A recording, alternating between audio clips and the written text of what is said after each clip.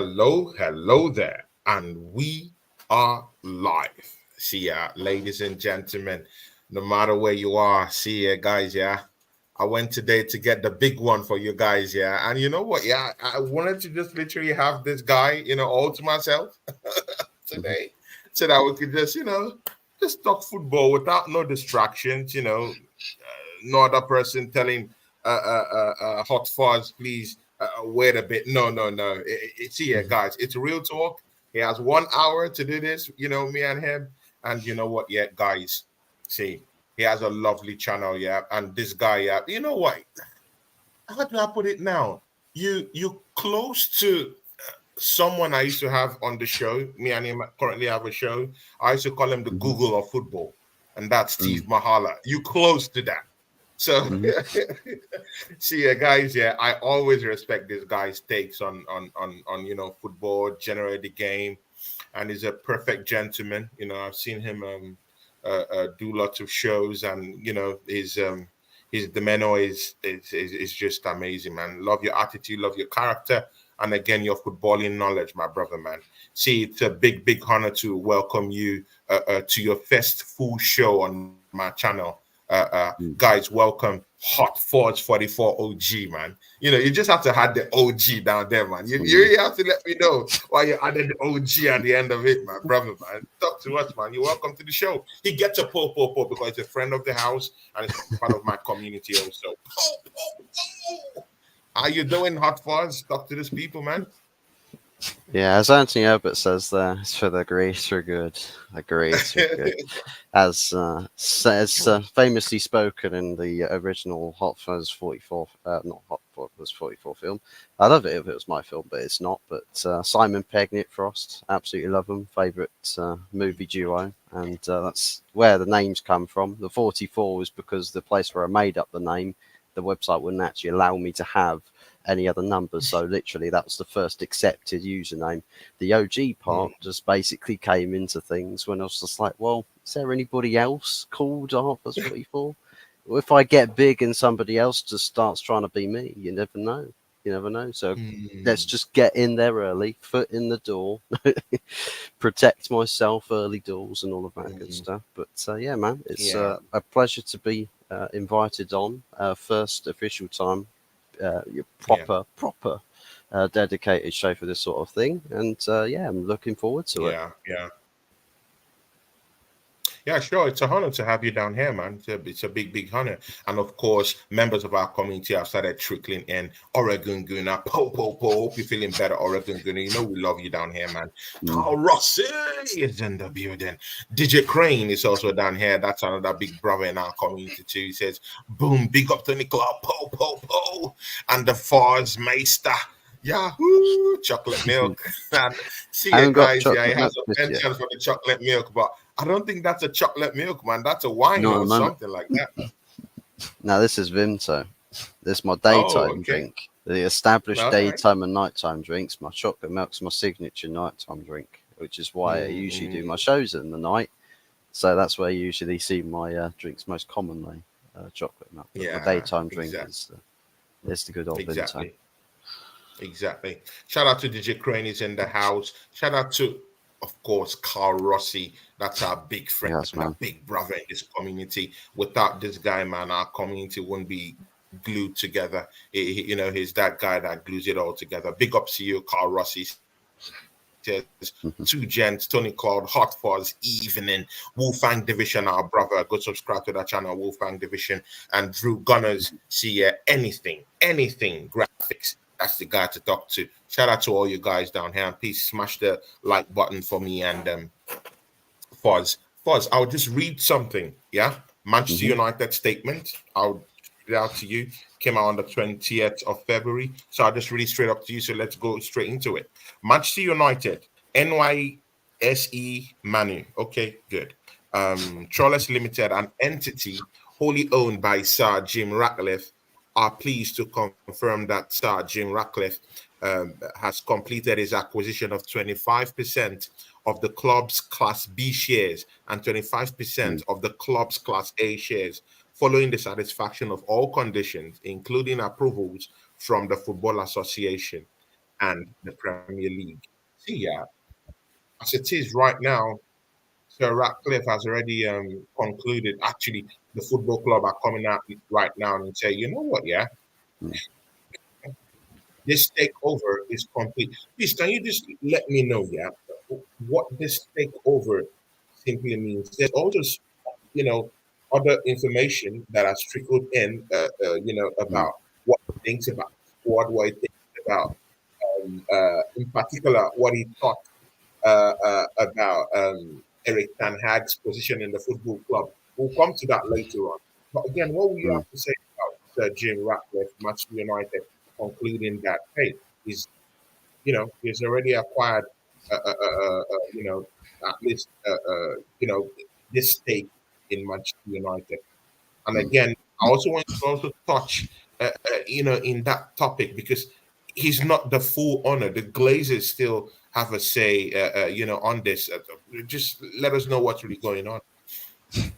Yeah, so pretty much the way in which it's broken down is essentially the Glazers, by the looks of it, have said, yeah, no, we'll let you take this percentage, but then it's like a clause percentage where it's like, well, Sergeant Ratcliffe must have said, well, for me to accept taking such a smaller percentage compared to what I originally wanted, you've got to give me a guarantee.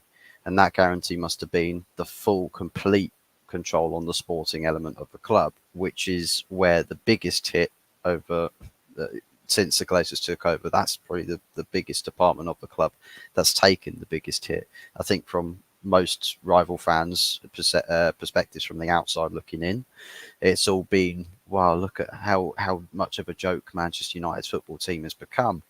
The club is still a massive club, and the fan base is still probably one of the biggest fan bases on the planet. You see it with the foreign supporters as well, with how big the communities are stretched around the globe. Yeah, This 25% deal is essentially people coming in that have seen what's been going on with the Glazer ownership. Probably not so much the fine details of everything that's been going on and off the pitch with Manchester United. I think that's something that they're sort of figured out during the part of this ratification, plus maybe a couple of months beforehand when they've got the conversations, perhaps a couple of mm, links. So these first couple months, I think they've come in obviously big plan drawn up, got their ideas in mind, the people that they want to get. As we know, with the CEO position, taking Omar Barada off of Man City, that came as a shock. Then the intent to go after Dan Ashworth as director of football, that yeah, out of the blue somewhat came as a bit of a shock. And now he's on garden leave. Supposedly, was trying to figure out the compensation to cancel the garden leave so that he just starts work immediately. Plenty more names being linked to positions higher up in the club, which is all nice stuff because we're used to people at the club, and I suppose we can say underqualified, not doing the job that they should be doing. And the fact mm, is that it's crazy that we sit here today talking about all the names of these different people, whereas 10, 20 years ago, no one could really care less as to who these people's names were, yeah, as long as things yeah, were going on correctly at the club. But because of how wrong mm, things have been going, the spotlight's been shifted to the key areas, and the key areas have shown that, yeah, look at all the mold that's gathered up in this position. We've got to look for mm, change. A change has come at the very, very top, albeit, for the proper Man United faithfuls, the Glazers are still here. We don't want that. We still want the Glazers completely gone, like mm, completely all mm, capacities. But it's a good start if the Glazers cannot influence the day-to-day operations of the club, with the fact that we've got this big change going on the sporting side. yeah, And that it is, as I said, it's a good start. There's still ways to go to get the full finished article for what we want Manchester United to be. But from what we've yeah, heard with Sergeant Ratcliffe's interviews, he's had a couple of interviews, and he's come up with some fighting words, some real fighting words. That you know what? I'm happy that a lot of the rival fans have come out and said, "Man, this guy needs to be humbled. God, he needs to shut his mouth." He's literally come out and upset everybody, and he's literally said, guys like City, Liverpool, whoever, like Sir Alex Ferguson said, we're here to knock them off of their perch and keep them off. We want Mm, to be the biggest club mm, in England. So, I, mm. as a United supporter, I'm all for that. But actions speak louder than words. We need to see what you actually do, as opposed to Yeah, coming out with the exactly. fighting words. Because I'll tell you what, there's a whole load of egg on your face as the owner of the club if Man United 3, 4, 5 years down the line are still in a similar position and not really Mm, that much closer to yeah, being in a trophy winning capacity. yeah, and a trophy winning capacity. Yeah, but again, yeah, does this stake he has just acquired, yeah, does it give him certain kind of like authority in terms of like making decisions? Who's going to be the new coach? Things like that. Does, does he have that huge authority, with that stake he's just acquired? Or does it just make him someone that just would just pumping cash into the football club without having any say in the day-to-day running of the football club? Maybe just to sit at the table, but not really, maybe barely Uh, a figurehead in, on the board or something. Does it yeah, really give him the chance to really implement the changes that he wants to implement at Manchester United? um, I would say so. Definitely early doors. Given the circumstances that we've still got a lot of board member positions that we want to sort out with like directors of football, sporting directors, head of recruitment, like positions like that. Those are like priority number ones, I think, as far as on the recruitment front is concerned. But Sergeant Ratcliffe being a board member, he's got he is going to have a very significant say on decisions at the club. I mean, you've still got Joel Glazer, Avram Glazer, the other siblings, Glazer siblings, on that same board as well. But then there's also a lot of the Ineos party that have jumped into that as well. So there's a lot of people that are going to have positions in the boardroom meetings to having influence over big decisions for the club, which I'm sure might Mm, include decisions about the manager. I think mm, we'd probably be waiting for the director of football and those other positions to be sorted out first before really pulling a trigger. I know he's spoken about, he has spoken to make comments on Eric Ten Hag and the way in which he wants to exactly. approach the coaching position and how we move forward as a team with an identity, Hmm, which I think, again, it can't necessarily just be down to him. It's going to be a collective decision and that yeah, everybody else that comes in after Ten Hag, if Ten Hag says no, I can't, this doesn't work for me, he might opt to walk away. Everybody else that comes in has got to, follow on for a yeah, similar exactly. picture that's in line with what the board wants. Um, we'll have to see how well that works out because I How well don't think, that works.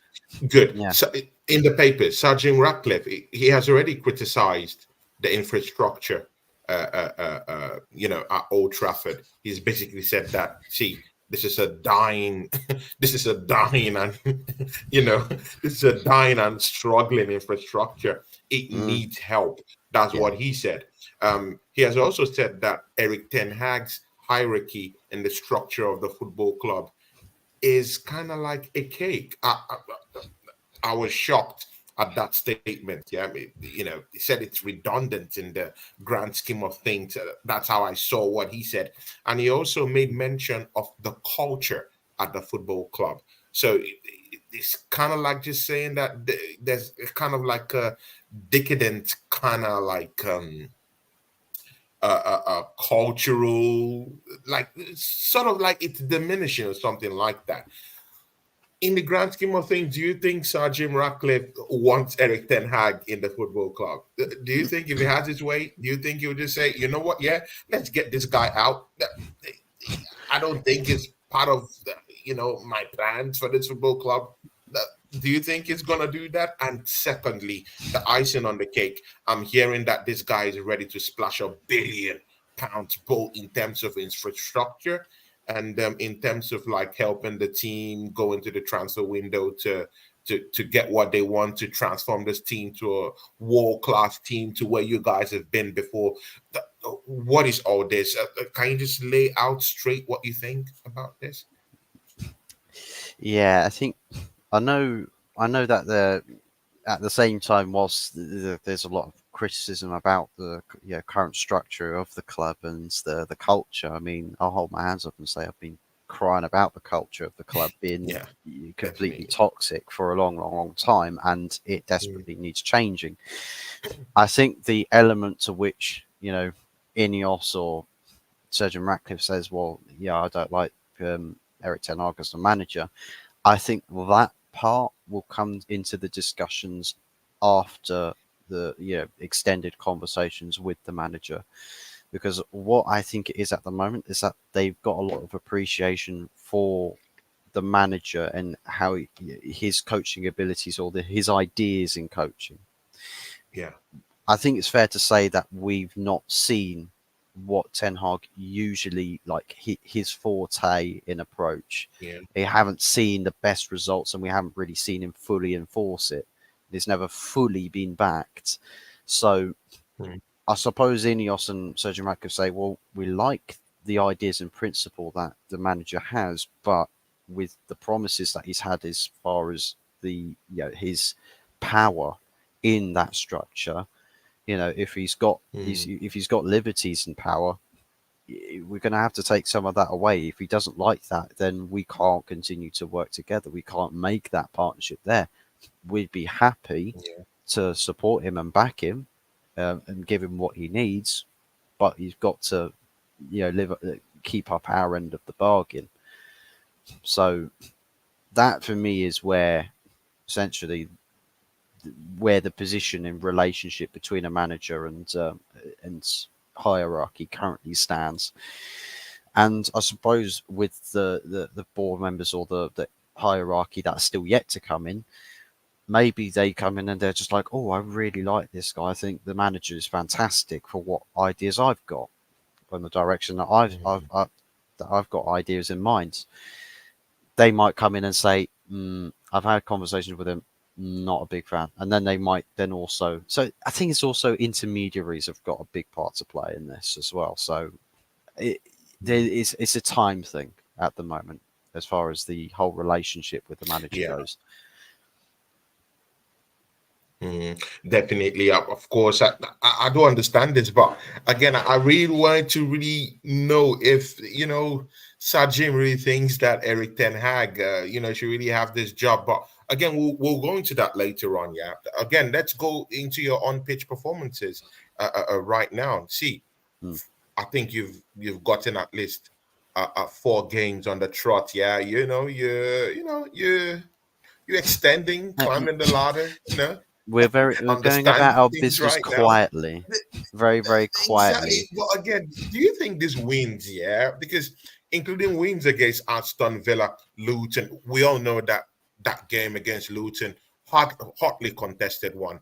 We also do know that that win against Aston Villa, you know, uncharacteristically for Manchester United, that in the grand scheme of things and how things have been going in a couple of seasons, people were thinking that you get done at Aston Villa, but you guys went down there, bit them up, came out with a point.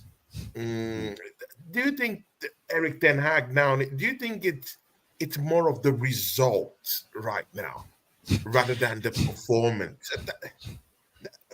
Like Mm. you can't really say anything about the performance, really.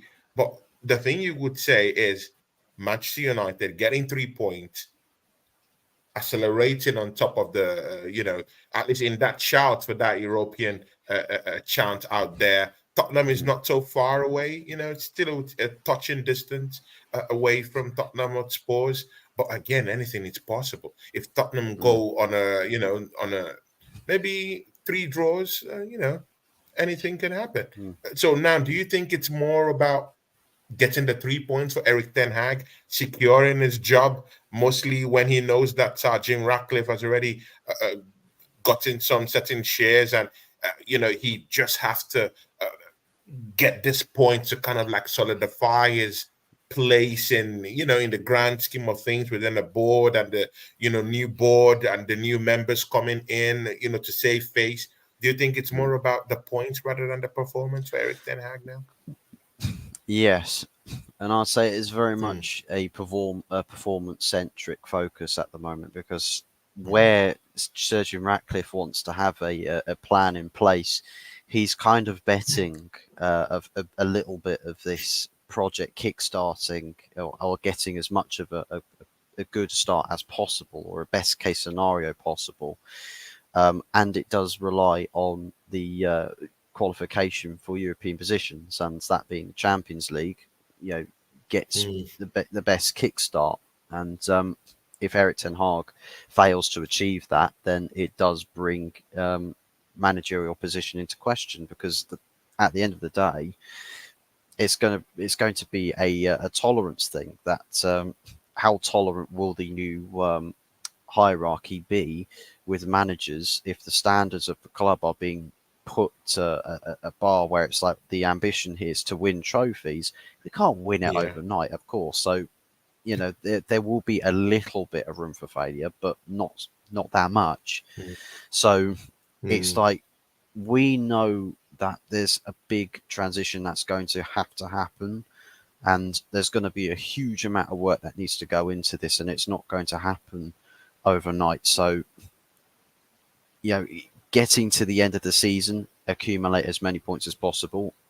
Ten Hag, I think, knows that, so he's a little less concerned about everything being perfect, or trying to be as perfect as possible on the pitch as far as how it Yeah. looks on the eye, and is thinking survival football. If that's what it takes for this team to get points, then that's basically the blueprint between now and the end of the season, before I can start Yeah. having some uncomfortable conversations about some players in this team, or with my new bosses. It might be at the point where it falls flat on its face, and we end up, you know, so bad that even West Ham overtake us again, and in the rut that they're in, then the conversations become right. So you were given the opportunity to do well by points accumulation. You failed to do that, Mm, and where we needed Champions League to get the extra bonus money to actually help alleviating a big monetary problem that we've got with this squad, yeah. we can't do that as well so much anymore. What good reason do you have now to convince us that we should back you to get Mm, the points accumulation to dig this club out of that hole? Because yeah, exactly. we can do what we can do back a house, but you've got to make the most of what is available there, and make the best of a Yeah. bad situation. We're here to help make the situation better, but there's still a Mm, job to do. And if you're mm. underachieving significantly with things that we know you can have influence on, that changes the mood of the conversations. Yeah, the mood, yeah. So, Yeah. so if we know that you can, beat a certain, like a set of 3 games, we think, right, so 9 points should be on the cards here. It should be on the Yeah. cards. But then you go through those games collecting 3 points, either in the form of 3 draws or win one, lose two. They're going to be Yeah. looking at that like, well, even with that squad, we know that you can do it. So Mm, why haven't you done it? They might analyze each performance and say, well, in this minute of that game, you made this decision. Everybody yeah. here is perplexed by that. Yeah. The fan reaction, perplexion. They don't understand what you're doing here, What you're and doing, neither do yeah. we. So if nobody has any idea, how can we help you if we don't know what the idea is? So Mm. it's all kind of linking hand in hand here. It's like a chain Hand link, in hand. and it's Yeah. got to go to the right point, the logical end point here, and to help Mm. sort of, scratch my back, I scratch yours. Help That's me, scratch I'll your help back. you. Yeah, exactly. And Mm. that's kind of the relationship, I think, is what Ineos want to try and establish here with the manager. And Yeah. Ten Hag, I Yeah. think, knows that the pressure is on to deliver results. So whether we play ugly football for the rest of the season, it's not going to be enjoyable. But if it gets us 3 points, for most of the match weekends, and puts us in a good position, I don't think we can really complain that much, to be honest, because Exactly. it's ticked the box of what the aim at that point from that moment, what the aim was. So where you go Yeah. from there is up for them to decide. And It's so, up to them to decide. See, yeah, of course, you have a game against Fulham, yeah, because in the second half mm, of this, I'll be asking you about your ideas of what you thought about Arsenal. Arsenal Porto matchup yesterday. Man United fans laughing at Arsenal hard. I want to think that you're part of the rival fans that have laughed off Arsenal fans yesterday, but we'll get into that later on. Manchester mm, United last lost a game against Nottingham Forest. Exactly, that was on the 30th of December. So you've not lost a game in mm, 2024. Congratulations, welcome to the club, mm, because you and Arsenal share that that unique position of having not lost this year in the league. So good. So now let's get back straight to it. In the trail of games leading up to the game against Luton, you bit West Ham, you bit Aston Villa, you bit Wolves. Yeah, and these were games you had to really, really scrap mm, hard to really get those the maximum points. And it got to that Luton game, yeah, and you mm, scrape that win against Luton, yeah. Look into that your game against Luton and check your losses in that game, because right now you are without a left back. So now just imagine Manchester United without a senior left back or a recognized left back in that position. Is that going to mm, be a problem for you on Saturday when you go head to head? Actually, you'll be at home at Old Trafford to mm. Fulham, who will be coming in to Old Trafford, and you without your right back. I'm sorry, Bruno Fernandez doesn't really look good. It- and in particular, Rasmus is scoring goals right now, but I don't think he's really getting in on those passes to really like help him out.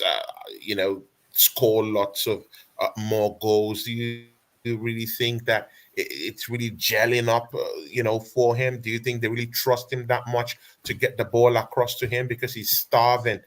Because more chances aren't coming to him. Garnacho isn't trying to pass the ball to him. Do you think he still needs more trust to still be bestowed upon him? Like, what are your dynamics? Well, first of all, just tackle you without the left back Mm. in your team right now, and Shaw injured. What do you think, of course? As far as the left back position goes, I mean, Shout it, out to Mama Flossie, we, she's in the it, house. Shout out to DJ Crane. mm, Shout out to Rosie, who's down here with us. Shout out to Jamio, who is down here, real Arsenal fan, great guy. mm, And Anthony Herbert, who is in the chat down here with us. Yeah, you're saying something. yeah. So with the left back position, um, we've had it numerous times this season where we've not had Luke Shaw or Tyrell Malacia fit. Luke Shaw now out for the rest of the season. Tyrell Malacia is dead. I'm convinced of it. Just yet to find the body. Um, the other left back position. You mean Serge Reguilon? We had. We've sent him back under the assumption that Malacia was on course to returning, but then he's had aggravations to his injury, so it's just kept on going and going and going.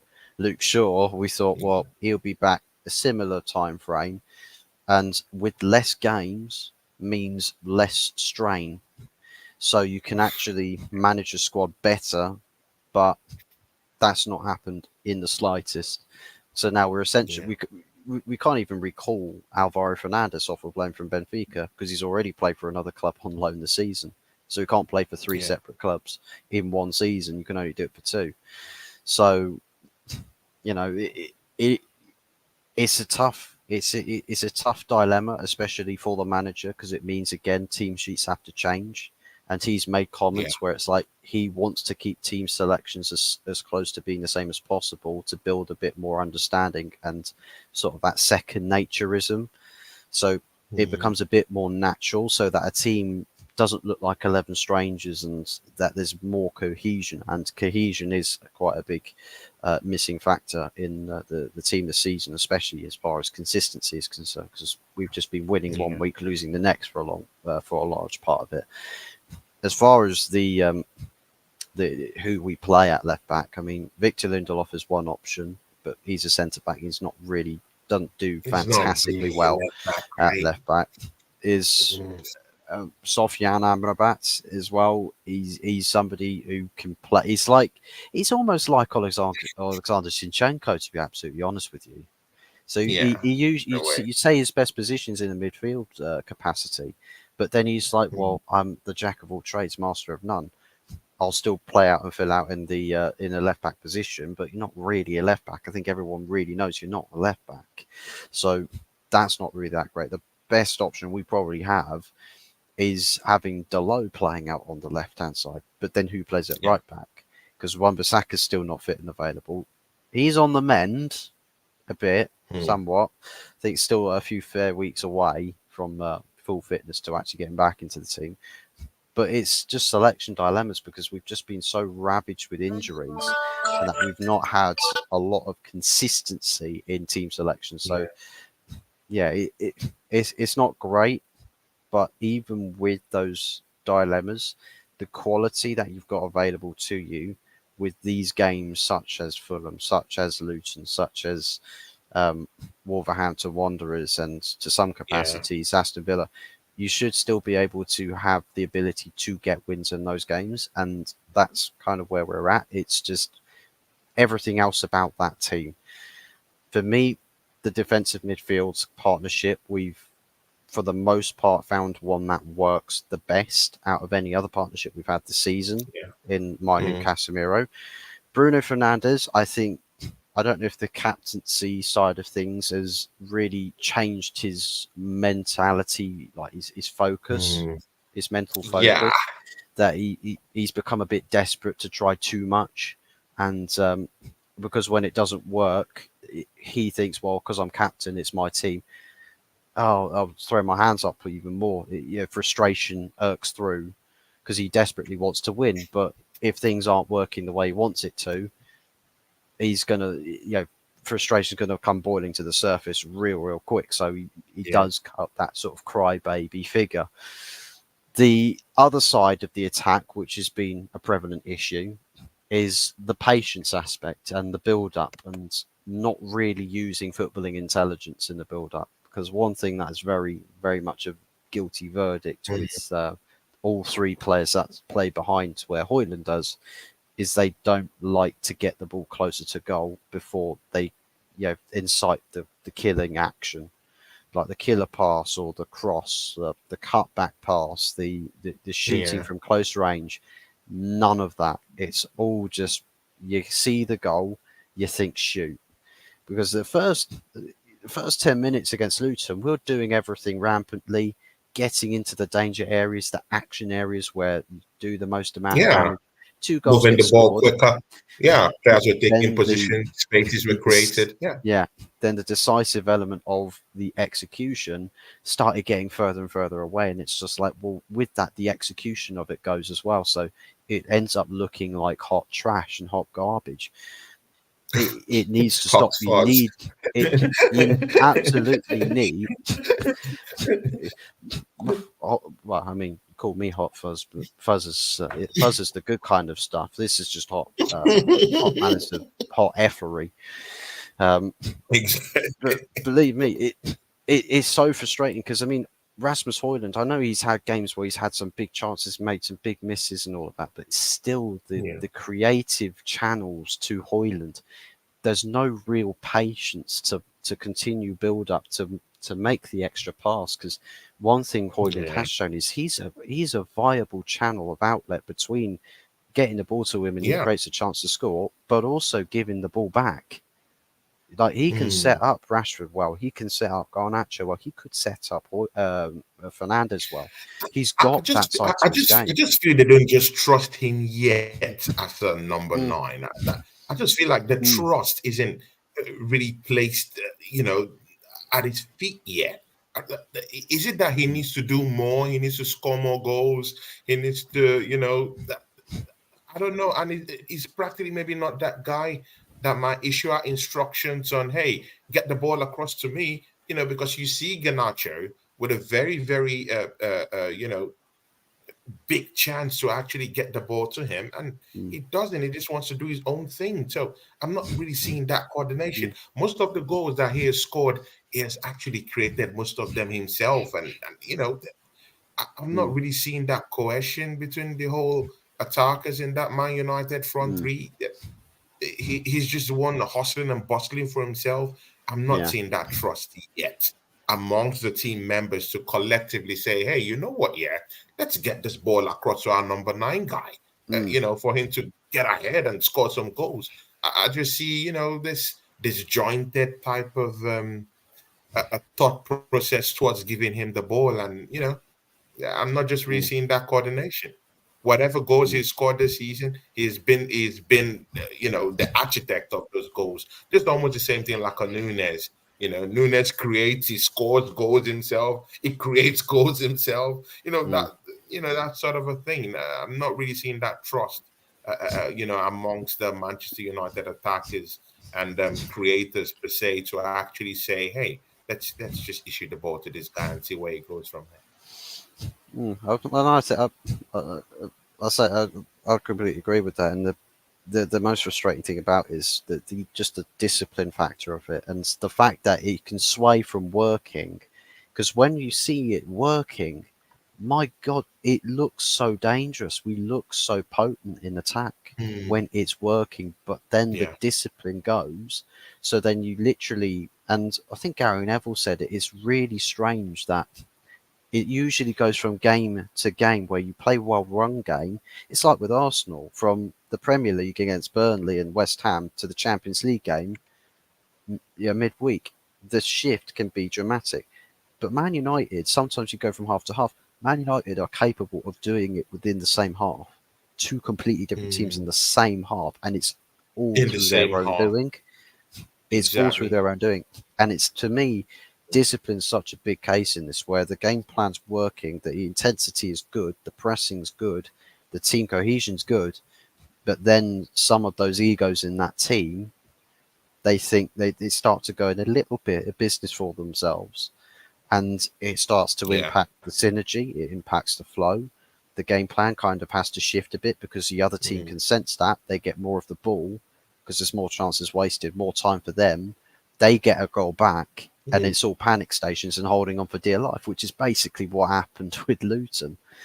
You know, What the happened? game slips Yeah. away, and you've got no one else to blame but yourself. So that is that's But the yourself, biggest. definitely. Before we go to that Arsenal topic, yeah, definitely. Before we go to that Arsenal topic, let's see what Jamio says. He says Amrabat is absolutely awful. Epic takedown from Jamio.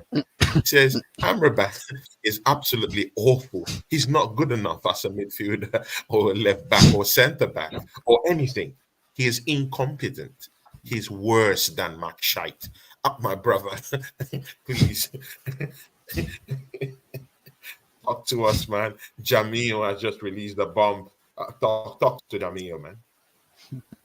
Well, with Amrabat, it's a loan deal that I was under the assumption that with Amrabat coming in, the kind of player he was at Fiorentina, and from the games that I've watched, he's actually quite dictative to the tempo But of again, the you game. also admit that he has been played out It, of position anyway. out of position, no consistency in game time, and game time for players can play quite a big factor in seeing the best out of them. You can see glimpses, Mm, but even then, with Amrabat, has he been played? And funnily enough, we should say this, but is he being trusted enough to be in the bigger picture here? Because it feels like he's almost been backseated by the manager in favour of yeah. the young superstar that Ten Hag is going to absolutely back to the mountains in Mainu, the superstar in Casemiro that came in Ten Hag's first summer. Yeah, behind those two, it's difficult. Then you've got the super Milky Bar kid club PR merch in Scott McTominay, Braveheart settings and all of that. I mean, it's going to be tough for anybody to then be essentially fourth choice, but then Yeah, past that, in the system that Ten Hag plays, the second yeah, midfielder, you almost say he's more box to box. Well, Amrabat's not necessarily box to box. He's essentially the second holder. He sits yeah, next to a Casemiro or a Mainu, and that's essentially the position. But then you've got Christian Eriksen ahead of him in that position. yeah, You'll have Mason Mount ahead of him in that position. I mean, it's such an unideal scenario for Amrabat to find himself in that the best chance he's really got at playing now is, funnily enough, at left back playing a yeah, makeshift role. And it's a loan deal that, from our perspective, has not worked out. From the player's perspective, not worked out. From fan perspective, not worked out at all. It's yeah, a whole load of, you know, unideals, just unideal yeah, scenarios right the yeah, way across the board. I think it's just played into the loan deal not working out. Not so much yeah. the player themselves as being tremendously bad. It's just Bad. Yeah, it exactly. it's not. Mm. It's the opportunity hasn't been right. Definitely, definitely. Fozzie, before we get down to Manchester versus Fulham later on in the show, towards the end of the Mm, show, let's talk about Arsenal just a little bit. Of course, mm, see, man. Of course, it's no news that Arsenal bit up West Ham and Burnley. Scoring 11 goals in 2 games, and and Liverpool in as the well. grand scheme of things, yeah, scoring 21 goals in 5 games. And then Mm, we go into the last 16 game against FC Porto. Go to the Porto stadium, Estadio de Drago, and no shot on goal. zero So shots on just target. like you were saying moments ago, that the Manchester United can be two teams in a single half. Arsenal can be two different teams, in fact, 10 different teams in one season. Let's get that right. Mm, How can you justify scoring 21 goals in 5 games, 11 in two, and then immediately after you go down to Portugal, and then you don't get a single shot on target? What did you think about Arsenal mostly transitioning from the Premiership, scoring those amounts of goals, and going to Portugal in that first leg against FC Porto, and then just completely fluffing their lines, and Mikel Arteta being taught a deep lesson in European football yesterday? mm.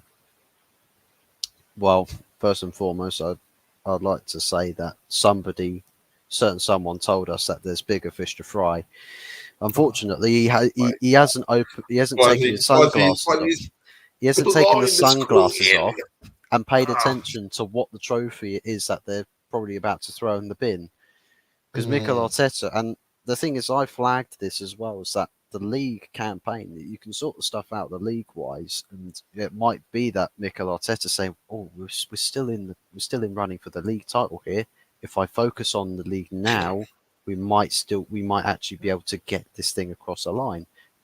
That's putting your oh, eggs into one basket, but you're neglecting all the other competitions on the side as well. And the Champions mm, League, cheaply throwing that away is, you might as well say that, even though it's toxic positive fans say, look, we're going to do the double. If you're treating the Champions League as a throwaway competition, that's negligence to your fans yeah, as a coach and as a team. And I said that it's not the same. It's not the same, you know, patch of grass here. You go into a different competition that's a knockout structured competition, and it's a different kettle of fish. The same thing happened against Sporting Lisbon in the Europa League last season. That was whilst Arsenal had scintillating form, and then Arsenal yeah, going to Europa League against Sporting Lisbon, and they just looked lethargic. Not mm, completely different team, and I could see it coming from a mile away. I wasn't expecting the game itself to necessarily be that that dull and that boring, but Yeah, a different it was Arsenal drab, at the very least just to drab, turn up. scrappy football. Hmm. And yeah, I It was think it. drab. But again, do you see Arsenal turning it over in the second leg? Do you think we have what it takes to actually overrun this FC Porto team Well, in you've 2 weeks' got time? Do the you team really see any you have, positives? the team that you have in terms of player quality has got the ability to run Porto over, but Hmm. that manager doesn't know what to do with that. Either that or he's not that fussed, and that's a massive downside because the team sheet that he started with against Porto. Two things I didn't like about that team was Kivior at left back for one. Trossard playing as a midfield three didn't make any sense to me with Kai Havertz Yeah, up top. although we didn't have any It's other option for that left back position. Zinchenko was injured, so and we don't have any other left back to play. Timber is back, but it's too early to throw him into that kind of competitive, scrappy football because we do know but FC Porto can scrap. So it would have been okay, dangerous to even put any of those two players down there. Kivio is the okay, only viable option to play uh, there, and okay, Tomiyasu is injured. okay. Yeah, I was assuming that there was a second left back option on the bench that would have At been all. No, better, there was no other person to play there. but yeah, that midfield as well. Jorginho dropped to the bench. Like Yeah, I'm pretty sure Declan Rice, Jorginho, and Martin Odegaard is your best performing midfield this season. It took the yeah. game away from Liverpool, From Liverpool. who just play heavy metal football. They just literally run and fight and boom, as Klopp puts it. You know, Mm, and that's the thing. The game was taken away from you, Jorginho. As much as some Arsenal fans are skeptical, he's brought yeah, in to win you the title as your January signing last season. yeah, Didn't pan out that way, but when he has played this season and played consistently with consistency in the team, he's actually looked yeah, pretty decent. What he's got yeah. to offer Exactly. as far as Yeah, possession sure. for your team is done you guys more beneficials than it's posed as negative. So I don't understand Mm, why that change had to happen. And Trossard in midfield is completely baffling to me, unless it's one of these exactly. 5 billion different formations that Arteta uses within 90 minutes, Oh where my God. Oh my Kai days. He Havertz is said what two different.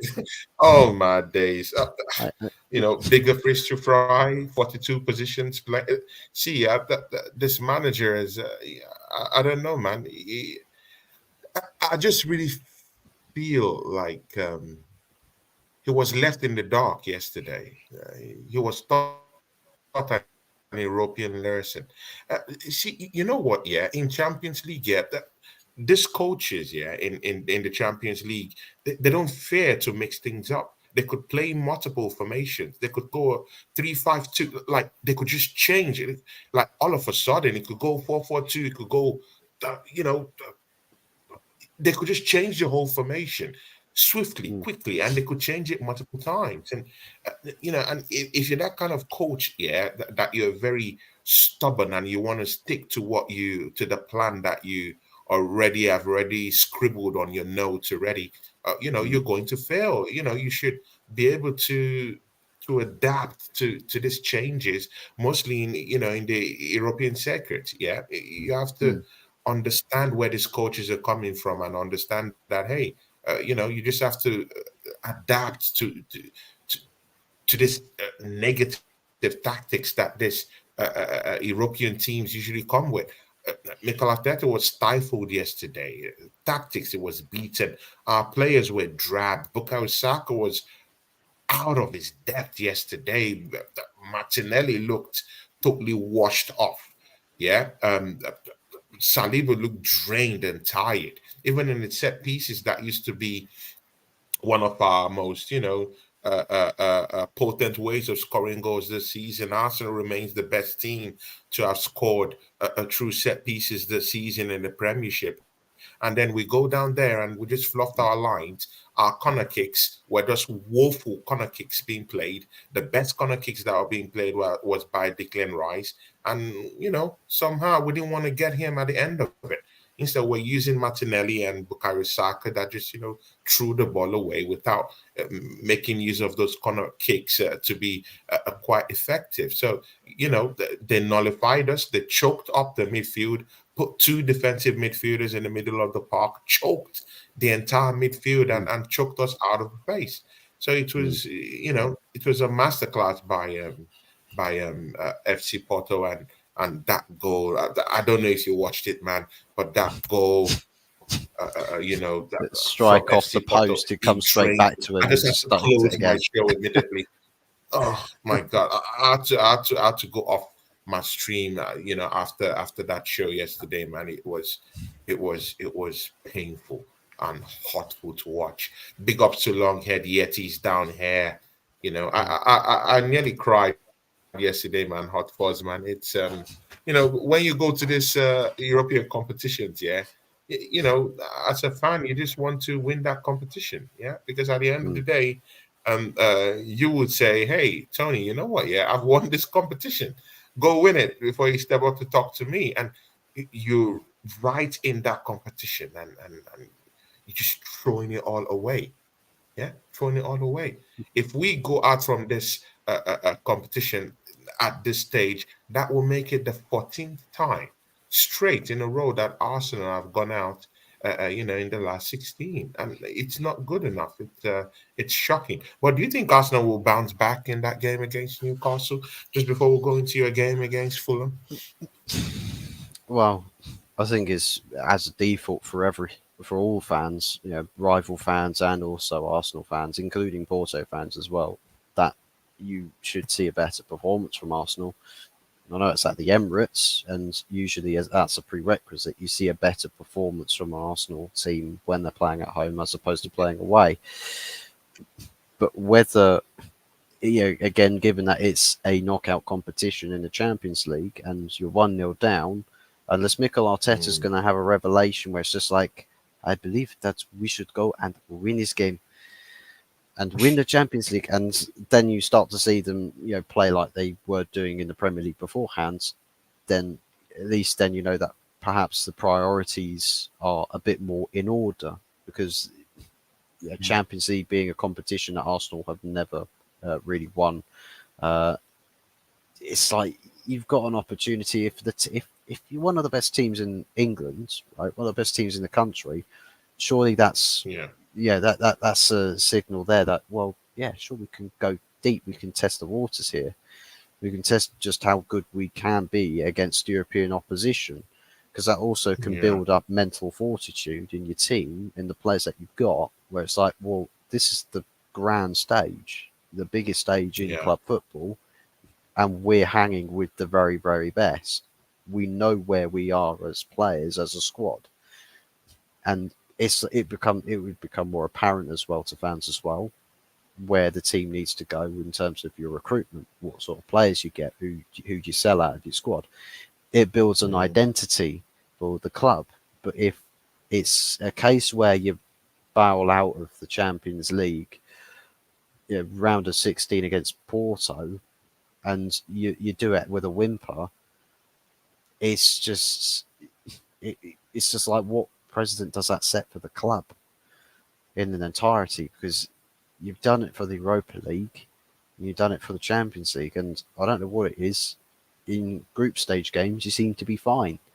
I wonder if it's because it's league formatted, points tally, points accumulation, and if it's a do or die game, the mentality's not quite the same. yeah, exactly. Liban Mamed, big up to you. You said, do you live in? Yes, I live in Finland, and I am in Finland. Drew Gunners is down here. He says, "I'll have it, Yeti. I'm starting to believe I'll never see us win the Champions League." Yeah, definitely. For so, do you think Arsenal will edge Newcastle in that matchup?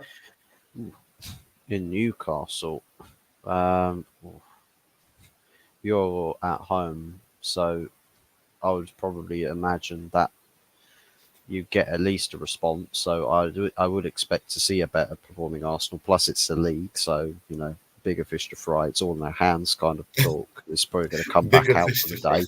Oh my So days. it it might be the case that you'll actually turn up and command an authoritative performance and result against Newcastle. Maybe something like a Yeah. 3-1 to Arsenal type scoreline, and the midweek will all be forgotten. The Yeah. thing is that Yeah. it will be hard to ignore if then the second that comes around, having forgotten all about it, and then you still go out of the Champions League, and you're just like, well, that kind of proves that point Mm, here that they're trying to prioritize Premier League over other knockout competitions, which, given that Arsenal, based off of last season, the track record is not necessarily in their favour in getting the league campaign over the line, albeit right over the now, line. Yeah.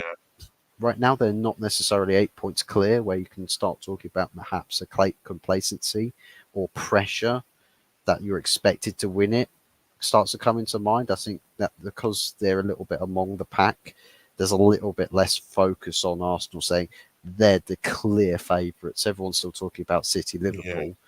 Arsenal can Mm. be, as how Mourinho puts it, in Chelsea versus Liverpool versus City, the little horse. We're the little horse in Ah, this race, and oh my God. go about doing the business quietly. Must you always talk perfect sense, Hot Fuzz? I see. Yeah. The last question for the show. You're expecting Fulham, the Craven Cottages, to come into Old Trafford. Yeah. Mm. You have that matchup with them. You're going to be without a left back, in Shaw, in Luke Shaw. Um, are you confident going into that matchup? How do you see that matchup panning out? And what's your prediction for that matchup so we can go?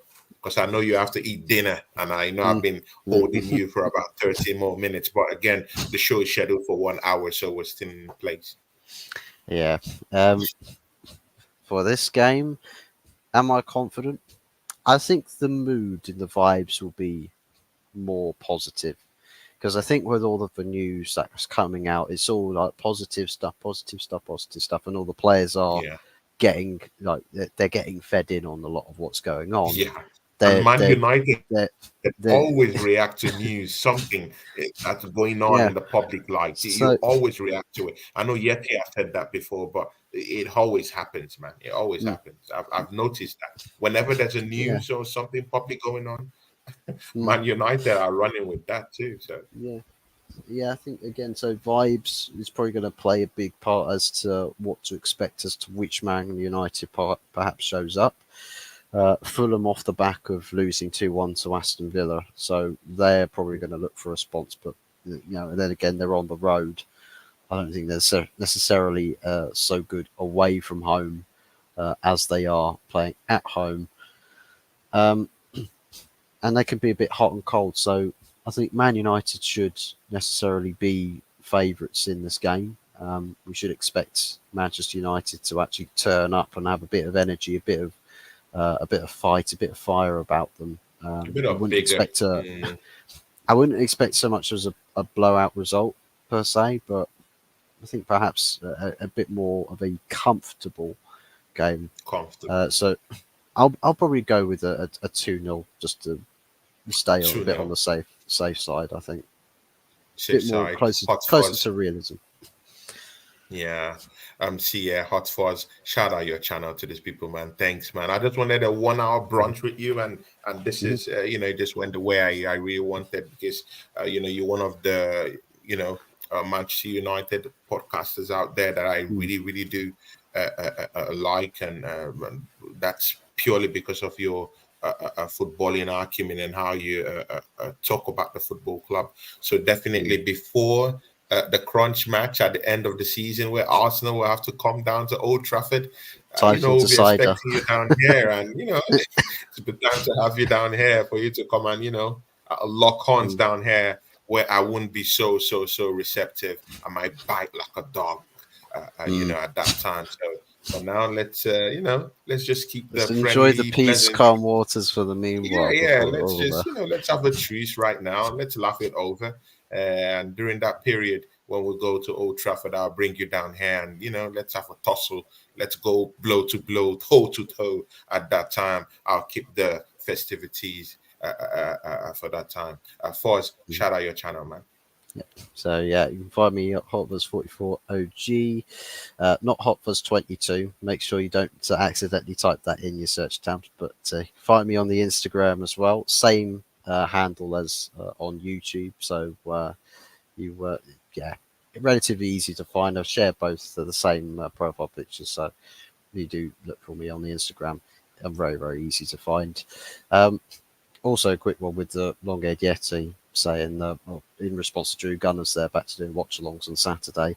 Yeah, he's back on the grind doing some It's back on the mad grind. marathon Yeti. streams, literally Oh from my God. sunrise to sunset, just covering everything football for the weekend. That's a very good place to go and be. But also, I'm sure, Tony, you'll be doing the watch-along for Definitely for Arsenal Arsenal, at Newcastle tomorrow night as Newcastle. well. Not tomorrow night, sorry, Saturday night. So yeah, again, And it's big been big nice for game you on to the sort. also pop into our watch alongs anytime you're freed up too, man. Mm. Because the last time you came It's to an our 8 watch o'clock along, as well. it was interesting, man. There's an 8 o'clock kickoff as well, so I'm fully. I should be fully wrapped up with work and probably Okay, dinner yeah, as well good. by Then I that can point. have So you on. I'll should pencil be you down for available that for it. one. But yeah, Oh, big thanks. ups. I'll pencil you down for that one. Yeah, Good. It's but nice yeah, to big have you ups down here. to I big just ups to hope we the don't chat as lose, well. so you don't laugh at us. So. I'll come with all sorts of ammunition, and knowing how I am with some of my backgrounds as well, I upset. Exactly, man. I did upset a Tottenham fan yesterday with that background. The biggest toilet in Oh Northumberland. my days, Um, no but toilet. then again, Oh, it could be that sort of you setting. You could see all the probably get Newcastle lot crazy about this. rushing to catch This the is early crazy. trains and coaches, maybe trying to get to Oh the my airport and flying god. back on the Oh, morning oh. So by you about did half time. Arsenal dirty too, man. Oh my days. This is Oh not no, that happening, was man. doing West Ham dirty. You see there, they were 4-0 up at half time. It could be Oh one of my those days. settings, but we'll have to see. Yeah. But yeah, big ups to the chat. Also, big ups to yourself. Thank you very much for the invitation for a show. It's been Mm. thoroughly enjoyable. So yeah, Yeah, thank you for sure, that. man. I really enjoyed this too, but you might not enjoy it when you come back, man, because when we go to Old Trafford, man, it's gonna be thirsty. So, you better Mm. get ready for that one, man. It's not gonna be a friendly one, man. It's gonna be war, Yeah, toe to we've got toe. I'm just waiting. yeah. If Arsenal, is in and about that top two, top three Mm, position, and we're going for the title at that time, then I'll make mm. it a war. If we're not going, towards that direction, then I might Yeah, just mellow down and just act defeated at the time, and we could make it a friendly one, at the time. But let's see, it depends. I'll I'll I'll See a guys I'll go so see stressed. I'll see to it, right, that if you are coming down in the title race, we can ultimately derail your season. Instead of Premier League advertisement for competitions, we'll just put out Champions League or Europa League stuff. So it makes it look like it's a knockout game. Or the FA Cup or Carabao Cup competition stuff. So Mm, Arteta thinks he's in a cup game and then throws the towel in before ball's even been kicked. Bit of mind, exactly. DJ mind Kate games. says Fuzzy will bring choco milk machine gun and on Saturday, definitely. See ya, guys. Yeah, anyone who's going to be watching the show later on, please make sure you subscribe to Fuzzy, Hot Fuzz 44 OG. Show him some love on his channel. He's always doing streams now and then. And he's one of this Manchester United fans I really do respect. Go show him some love down there. Catch me. Mm, He just said that he'll be free on Saturday, so I'll be giving him an invitation to come for the watch along if he can pop in at any time. So it would be nice to have you down here, Hot Fuzz. Last time we had you down here, it mm, was a blast with me, you, and Wolfang and band too. So it mm. would be nice to have you down here again, man. And hopefully I Yeah. see you on Saturday. Please have a lovely, lovely evening, guys in the charts. Have a lovely evening too. Take care of yourselves. As for me, and my brother Hot Fuzz, we are